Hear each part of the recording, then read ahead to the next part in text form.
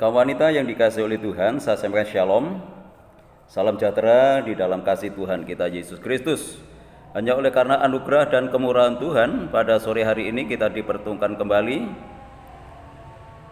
Walaupun saat ini lewat penayangan YouTube, namun biarlah kita bersyukur kepada Tuhan kalau Tuhan masih berkenan memberikan kekuatan, kesehatan di dalam kehidupan kita.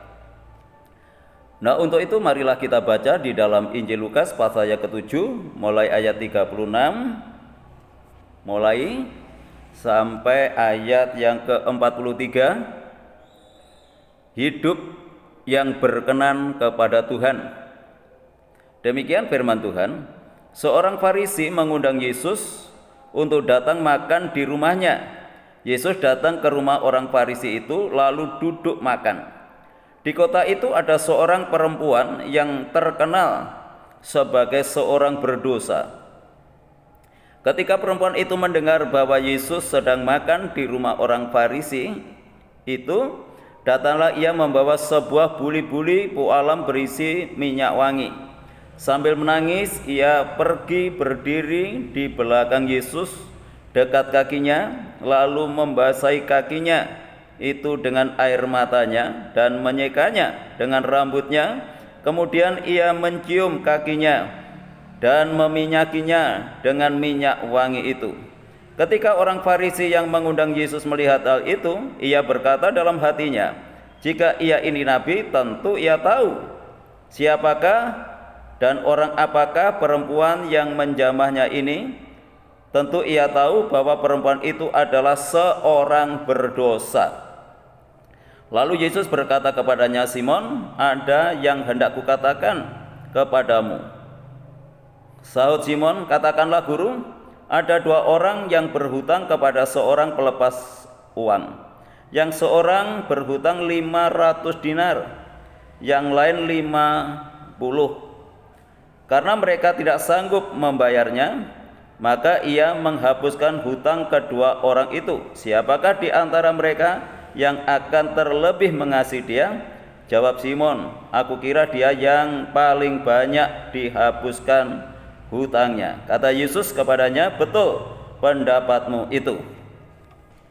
Puji Tuhan, lewat pembacaan ayat ini kita bisa mengambil hikmat, kita bisa mengambil kebenaran dari apa yang Tuhan inginkan di dalam kehidupan kita. Tidak selamanya Alkitab mencatat orang datang kepada Tuhan pasti dia mohon supaya dirinya yang sakit atau keluarganya yang sakit disembuhkan, atau mungkin datang kepada Tuhan dengan kepentingan-kepentingan yang lain yang bersifat untuk pemenuhan kehidupannya. Namun tidak demikian dalam kisah ini. Yang pertama, ada seorang Farisi yang mengundang Tuhan untuk makan di rumahnya. Ini sudah luar biasa karena dia ingin menyenangkan hatinya Tuhan, ingin berbuat sesuatu untuk Tuhan.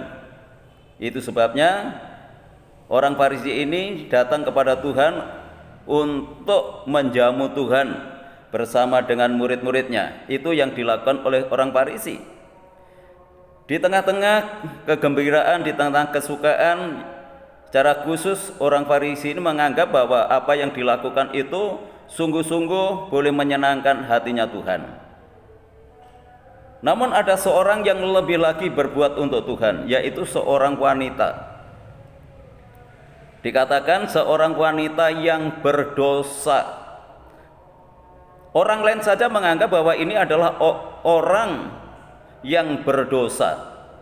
Artinya mereka adalah orang-orang yang dianggap hanya sebelah mata, ya karena mungkin perbuatan-perbuatannya di tengah-tengah lingkungan masyarakat pada saat itu, sehingga orang Farisi dan orang-orang yang hadir di dalam perjamuan itu menganggap bahwa dia adalah wanita yang berdosa. Dan tidak hanya orang lain, tetapi dia sendiri menyadari bahwa dirinya adalah orang berdosa. Ini yang penting dalam kehidupan ini, sadar bahwa kita pun juga adalah bagian dari orang yang berdosa. Dan ketika dia datang dalam kerumunan orang banyak, dia tidak berani menghadap kepada Tuhan, tetapi dia berdiri di belakang di mana Tuhan Yesus berada. Lalu apa yang dilakukan oleh wanita ini sangat mengundang perhatian banyak orang.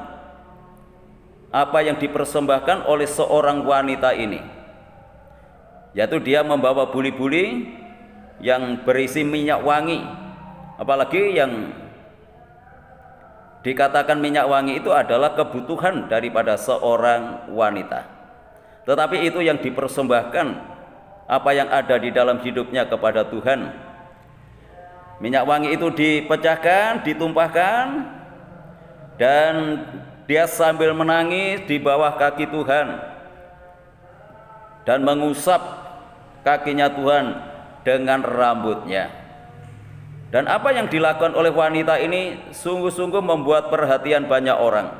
Tidak hanya Tuhan yang terharu akan apa yang dilakukan oleh wanita ini, orang lain pun juga melihat apa yang diperbuat oleh wanita ini, sangat mengagumkan.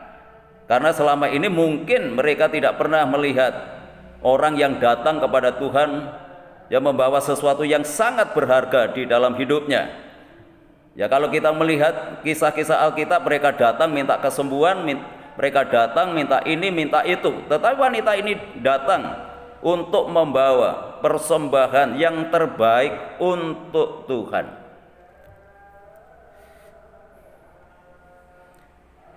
Dan membuat Tuhan Yesus juga terharu dengan apa yang dilakukan oleh wanita ini. Saya yakin bahwa semua orang akan mencium bau yang harum dari apa yang dipersembahkan oleh wanita ini.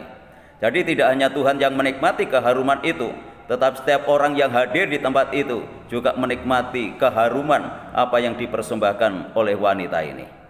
Lalu Tuhan Yesus mengatakan kepada Petrus, kalau ada orang yang berhutang kepada pelepas hutang, yang seorang berhutang 500 dinar dan yang lain 50 dinar, baik yang 500 maupun 50 sama-sama tidak bisa membayarnya, lalu dibebaskannya. Siapakah yang paling berterima kasih ketika kedua orang ini dibebaskan utangnya? Petrus menjawab, yang 500 dinar. Betul katamu, barang siapa yang berhutang banyak dan dia dihapuskan hutangnya, dia akan lebih berbuat sesuatu kepada Tuhan. Demikian terhadap wanita ini, karena dia merasa orang yang berdosa dan mereka mendapatkan pengampunan daripada Tuhan. Apa yang dia bisa lakukan, apa yang dia bisa perbuat, itulah yang diperbuat oleh wanita ini. Karena dia merasa bahwa hutangnya sudah dilunaskan oleh Tuhan. Demikian pula dalam kehidupan kita. Kita adalah manusia yang berdosa. Tidak mungkin kita bisa melepaskan, membebaskan diri dari ikatan dosa ini. Tetapi Tuhan yang melepaskan kehidupan kita. Kalau kita menyadari akan hal ini, marilah kita berbuat sesuatu untuk Tuhan. Apa yang bisa kita lakukan, apa yang bisa kita perbuat untuk membalas cinta kasih Tuhan di dalam kehidupan kita, seperti yang diperbuat oleh wanita ini. Dan biarlah kisah ini tidak hanya dialami oleh wanita ini, namun biar kebenaran ini boleh nyata dalam kehidupan kita, karena dosa-dosa kita sudah dihapuskan oleh Tuhan ketika Tuhan Yesus mati di atas kayu salib. Untuk itu saatnya kita berbuat sesuatu untuk Tuhan. Apa yang bisa kita lakukan, apa yang bisa kita perbuat, marilah kita berbuat untuk kemuliaan Tuhan, supaya lewat kehidupan kita nama Tuhan dipermuliakan. Tuhan Yesus memberkati kita. Amin.